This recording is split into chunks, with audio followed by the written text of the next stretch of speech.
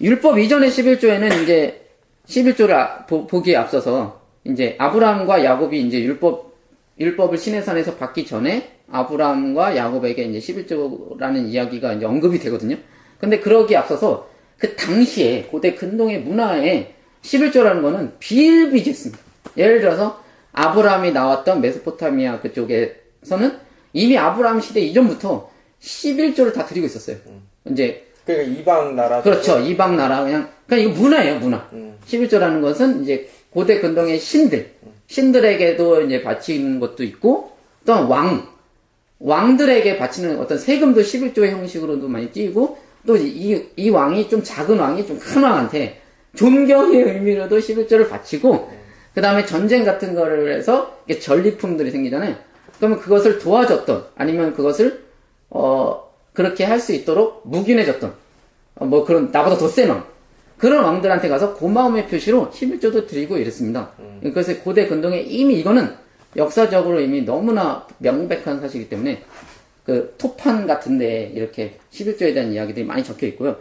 그러한 문화적 배경 속에 있었던 아브라함이 언제 11조가 이제 아브라함에 대해서 나오는 거냐면은 이제 소돔에서 이제 자기 조카가 이제 잡혀가가지고 막 이런 이야기 아세요, 몰라요?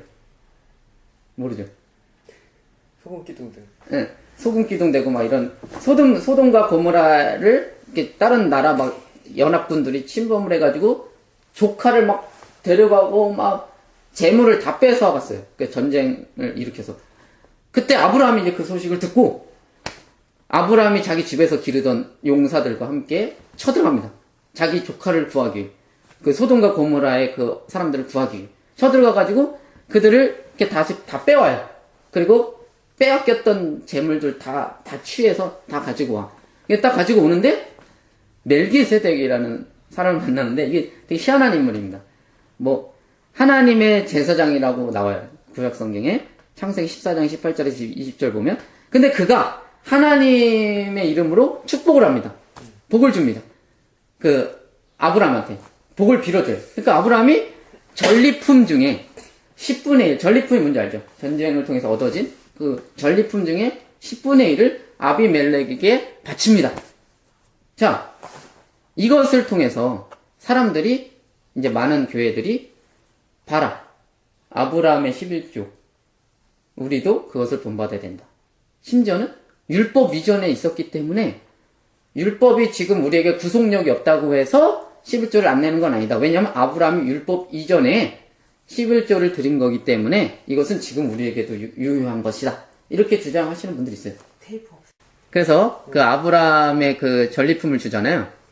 그리고 교회들은 이제 그 아브라함 이야기를 그렇게 재해석을 해서 우리한테 11조를 요구를 하는데 이것은 굉장히 좀 안타까운 겁니다. 왜냐면은 아브라함이 첫째, 아브라함이 멜기세덱한테 11조를 냈을 때 자발성이었으니까 누가 내려봤습니다. 완전한 자발성이고, 두 번째는 뭐냐면 이례적인 걸까요? 그 다음 달에 또 냈을까요? 한 번 냈겠죠. 다시는 일어나지 않을 일입니다. 그 다음에 또 중요한 게 있습니다. 전리품을 냈죠. 이 전리품을 11조를 내는 거는 구약시대 그 율법에 반하는 행동입니다. 전리품을 11조를 내면 안 돼요. 전리품은 11조를 내면 안 되고, 민수기 31장 25절에 30절을 보면 전리품은 500분의 1을 내야 됩니다. 500분의 1? 예. 11조랑 아무 상관없고 그냥 다른 규정이에요. 법이 있어요? 예, 법이 있어요. 501조네. 예. 11조 아니에요? 전쟁에 나갔다 온 사람들에게는 나 죽게 바칠 세금, 11조도 아니고 세금이라고 나옵니다. 세금 몫을 떼어내어라. 사람이든 소든, 사람도, 그 포로도 있잖아요. 사람이든 소든 낙이든 양떼든 그 500분의 1을 그들에게 나누어준, 막 이렇게 나옵니다. 그거 보시면 아셔요. 그러니까 이건 11조랑 상관없는 다른 법이 있고, 11조는 절대로 전리품을 내면 안 돼요. 땅의 소득과 땅에서 키우는 양들, 그런 것만 내는 겁니다. 어쨌든 간에, 그런 면에 있어서 이 아브라함의 11조는 율법, 뭐, 이렇게 하나님이 우리가 본받아야 될, 뭐, 우리가 11조, 뭐, 당위성을 가지고, 뭐, 말라기서나 뭐, 여러 가지 당위성을 가지고 내야 되는 그 11조랑은 상관이 없고, 고대 근동의 문맥에서, 고대 근동의 문화에서 일어났던 존경의 의미, 아니면은, 당신이 정말 참 하나님의 제사장입니다. 이 멜기세덱이라는 것은 왕이면서 제사장이에요. 이거는 고대 근동에 없는 특이한 케이스거든요. 왕이면서 제사장. 이게 이제 그리스도잖아요. 왕이면서 제사장인 어떤 그런 것의 어떤 모형?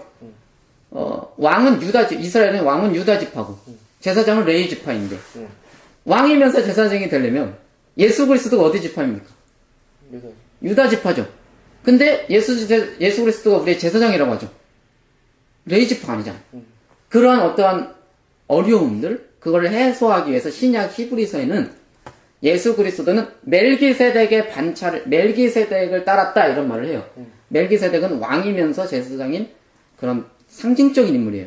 그래서 어쨌든 간에 이것은 11조 오늘날 우리가 드리는 11조의 어떤 그런 뭐 따라야 될 모형이나 뭐 이런 걸 보면 안 되고 고대 근동의 문화 속에서 이렇게 봐야 된다는 거죠.